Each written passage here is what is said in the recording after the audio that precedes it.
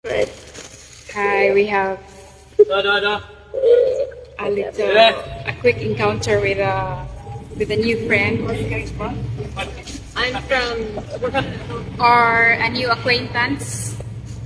So she knows how to speak Tagalog. Opo. Wala po. How many years have you been here? Isang taon lang po. Isang taon lang. She's from the Church of the Latter-day Saints. Oo. So fluent na ka na sa Tagalog. Ay, kailangan ko lang na mas matuto. Mas magsanay. So 1 year no, dali mong natuto no? For 1 year. Dahil marami akong kaibigan dito na gusto kong mag-usap. Hindi mo na-miss yung family mo sa Amerika. Na-miss talaga, pero maganda dito Kumusta yung mga tao dito? mabait. Maganda. Oo. Saan ka sa Luzon nag-stay? Sa Manila, pero nag-mission ako sa Olongapo. Olongapo? Opo. Pero ngayon sa Manila ako. Okay. Usually talaga yung na-encounter namin na marunong talagang mag-Tagalog or mag-Bisaya or mag-speak ng language namin is kadalasan yung mga missionary. Oo. Marami kami kasi. Oo. Nabisita niyo na rin yung church doon sa Cebu City na Church of the Latter-day Saints. Hindi pa pumasok ako, pero sa Sunday, papasok ako.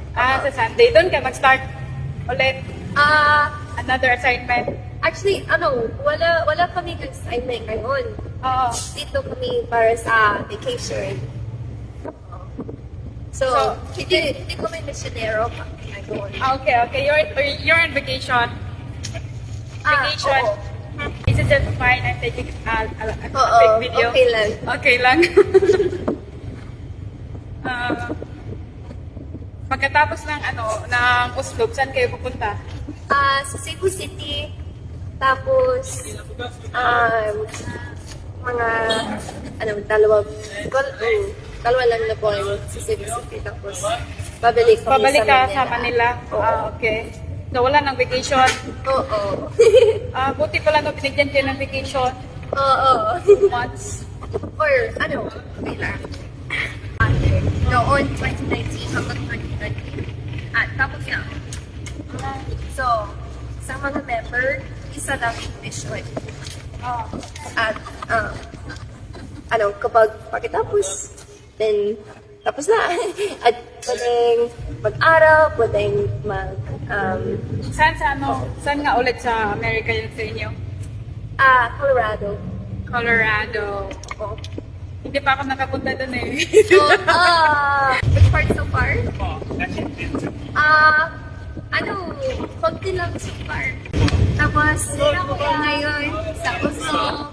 Tapos, later sa Cebu City. Have you been to Lapu-Lapu Shrine or the Simala Shrine here? Hindi pa. You haven't? Oo. Or yun? Isa itong nakapanaw din, mga 10,000 volts. Have you been to Simala already? Saan? Simala. Simala. Hindi. It's like Mother Mary. Like, parang... Yeah, it's like a big church. Oh, maganda. Yeah. Almost like a Catholic style, like. But wow. it's a Catholic church. Sa Cebu City? In Cebu nga. Oh, okay. Yeah. Sayang na. Pati lang ang oras namin. Yeah, maybe some other time. Oo. Yeah. Already. Yeah. Just always be mindful with your things. Yeah. Have you done any part of Asia? Any part of Asia? Where did you go? Pumunta ko sa Thailand. You did? Thailand. Wow. Oo. What else? Siguro, sa susunod na buwan, pupunta kami sa Vietnam. Vietnam. Oh, wow. Okay. Oo. Pero, yan lang, pero mahilig ako sa Asia. Gusto ko mas. You like the climate here? So, oo. Masyadong malamig sa Amerika. Oo. Hey, how's the weather right now? Is it cold? I think it's still Summer. winter. Summer, yeah. Summer na. Yeah. Pero, I don't want to ask this question, but is there a way that I can ask this? May I ask how old are you? Oh, okay lang. If you don't mind. Anong taong gulang ka na sa Tagalog? Or ilang taon? Oh, ilang taon ka na? Ilang taon ka na? Ilang taon ka na?